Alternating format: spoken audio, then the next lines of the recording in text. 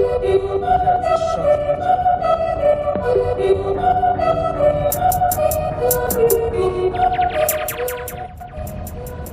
vehicle I'm driving right now, okay, I just have the tire lights blinking.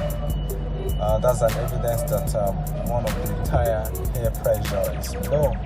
I mean, one of the tire air is low. I think maybe you understand that better.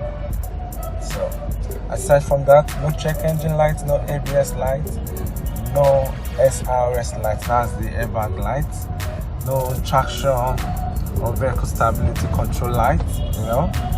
So, you can see that I'm driving, you can see the speedometer working, the RPM is working, fuel gauge, and the temperature gauge at the middle, right?